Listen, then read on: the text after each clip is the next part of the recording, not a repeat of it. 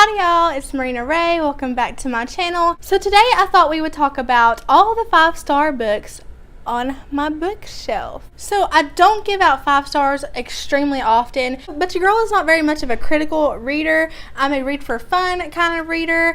A book can have a terrible plot, and bet your bottom dollar I will tell you guys that it has a terrible plot, but if I enjoy the characters or if I enjoy the experience of reading it, I will give it 5 stars. I don't get paid to review books. I don't enjoy critically reviewing books. I just enjoy reading books. So I figured I would let you guys know what on my bookshelf has 5 stars. A lot of these will be the unpopular opinion. A lot of these you guys will probably disagree with, but hey, y'all know me by now. Y'all know that I'm not the most articulate person and I'm not the most literate person, but I am the most... What am I the most of? But I am the most happy person. So without further ado, let me show you guys what on my shelf I have given 5 stars. The first 2 books I'm going to show you I've given 5 stars are 2 of Nicholas Sparks' books. Now, I'm not a huge fan of Nicholas Sparks. I don't give all of his books 5 stars. I've read a few others that I've rated actually quite low, but these 2 in general really stick out to me whenever I think of his work. These are obviously contemporary romance books, which is what he specializes in as an author. The Best of Me I read when I first really got heavily into reading, and it just stuck out to me. This book has seen some better days. It's one of the few books I would actually reread if I had to. I really enjoyed it, and I really enjoyed The Longest Ride. The Longest Ride has some of the best characters that I've ever read about, in my opinion. The characters really stick out to me. The stories and the plot are not anything special, guys. It's nothing special. But the characters, I feel like Nicholas Sparks does a really good job at creating. I feel like he creates some awesome characters. So these are the 2 books I own of his and that I've read of his that I've given 5 stars. Now, this book I've given 5 stars, and I know a lot of you will disagree with me, but I did give Red Queen 5 stars. This is a dystopian romance, and I loved the magical aspects of this. It does have tropes galore, and it's nothing really special, but there were some twists in there that I didn't see coming, and it could have been because I wasn't looking hard for any, but there were a few things I did not see coming. I enjoyed this book. I thoroughly enjoyed it, so I had to give it 5 stars. I have yet to continue with the series, but I plan to really soon. I also give The Light Between Oceans 5 stars. The Light Between Oceans by M.L. Stedman is one of those books that you read and you're like, this is something so different from anything else I have ever read, ever. And that was my feelings to a T on it. It was unique. It was different. It had me so invested. I read this when I worked night shift as a nurse, and I was just like, what? It made me cry. It made me feel all the feelings. I felt so connected to the characters, and I felt like they were the most unique and transparent characters I have ever read about in a book. It was good. If y'all haven't read it, read it. It's so good. I haven't seen the movie, even though this has the movie poster, I think. I liked this because of the cover. I like it better, actually, than the original cover. The original cover is still pretty, but I really enjoy this cover. This is how I pictured the characters in the book. So now when I watch the movie, it won't be as weird to me, I guess. They'll still look the same, I guess. The next book would be Escape to Paradise trilogy. Y'all probably already knew this. You probably already seen it coming. But this is a historical Christian fiction, but even if you don't identify as a Christian yourself, I could still see how you could thoroughly enjoy reading this. Mary Lou Tyndall is one of my most favorite authors now. There's such a twist. There's just so much. Like, the first book follows these 2 characters, the second book follows these different 2 characters, and the third book follows these other 2 characters, but all the characters like you see in all the books. It's really interesting, and it's a great trilogy. If you guys haven't read it, it's a great trilogy. Hayden is one of my most favorite characters ever, and he is in this. So, yeah. If you ever hear me talk about Hayden, or gush about Hayden, it's this book that he's from. Then I have Orange. If you don't know this already on my channel, if you're on my channel and you don't know this, have you watched any of my videos? Because Orange is a slice of life manga. I know you're supposed to say it manga. Stop commenting that. I can't. It's a slice of life, and it is about this girl who gets these letters from her future self telling her something's going to go wrong with one of her really good friends, and she needs to fix it.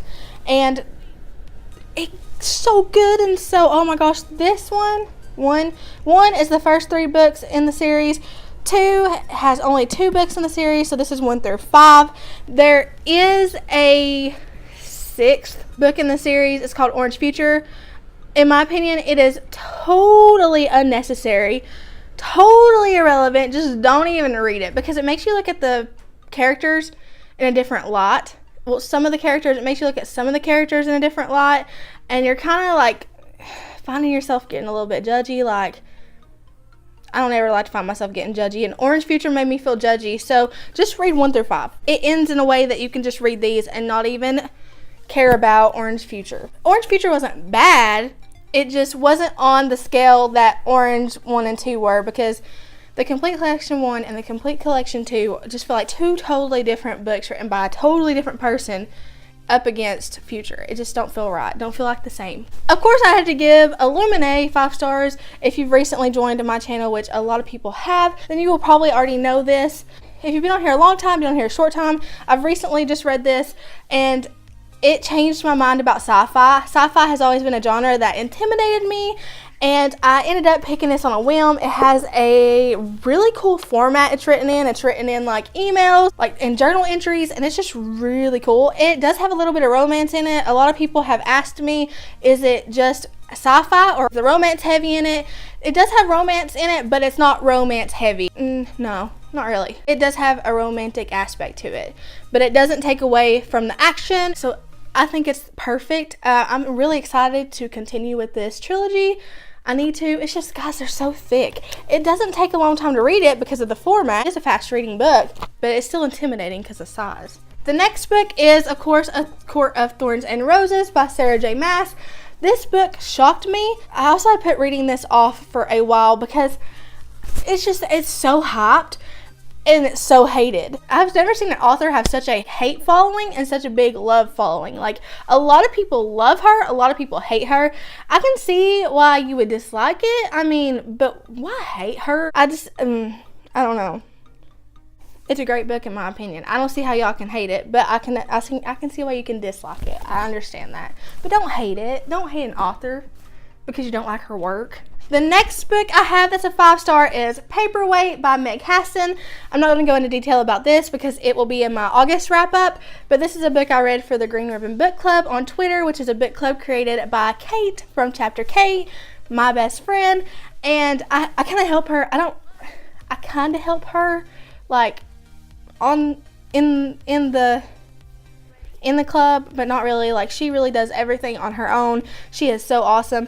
But yeah, this book I gave 5 stars. It's about a girl with an eating disorder in a treatment center, and I feel like it just does a great job at really showing you what an eating disorder is like.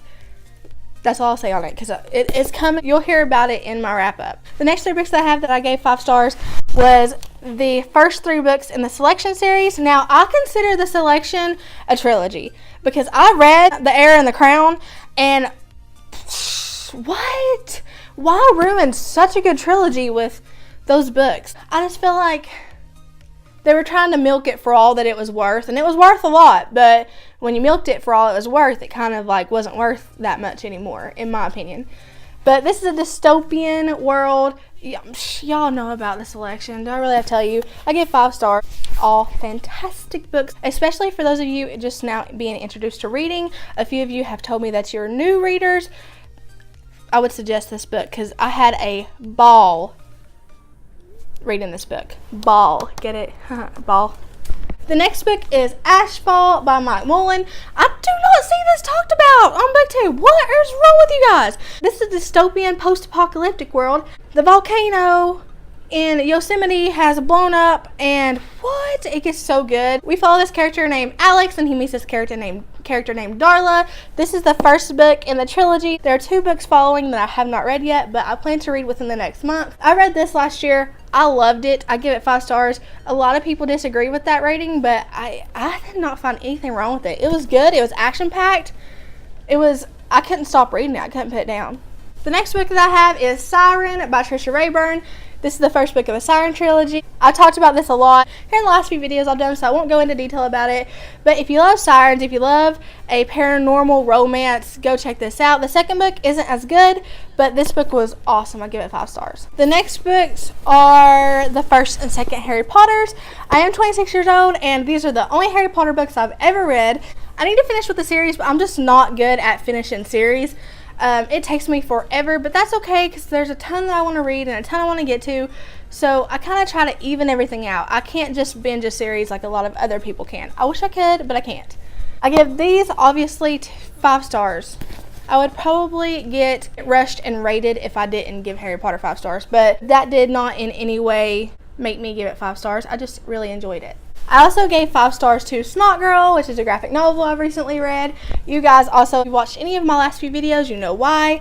I won't go heavily into it, but this is about a fashion blogger. Some weird stuff happens to her. There's a lot of unanswered questions. It's a lot of confusion, but the artwork is beautiful and it's a promising plot. So had to give it 5 stars. Then I have the first 3 books in the White Rabbit Chronicles, which you guys know is my favorite series of all time.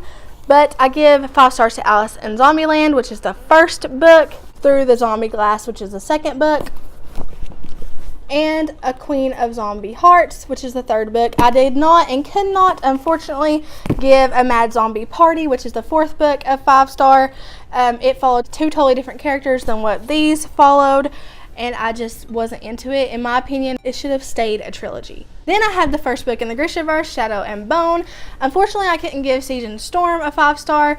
That book was really slow paced for me, and I just didn't enjoy it as much as I enjoyed this one. This book, I loved the Darkling, I loved Mal, I loved Alina, I loved all the characters, I loved the aspect of it. The Grishas are awesome. I always say I would love to live in the Grishaverse if I could be a Grisha. It deserves 5 stars. The Love Come Softly series, which is a huge series. It has 8 books in it. This is a Christian historical fiction. I don't read these books a lot.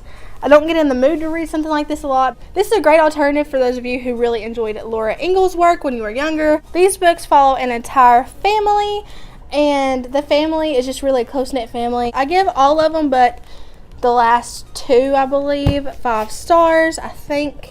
I give a majority of them 5 stars, but yeah. So yeah, guys, don't forget to like and subscribe, and I will see you guys later.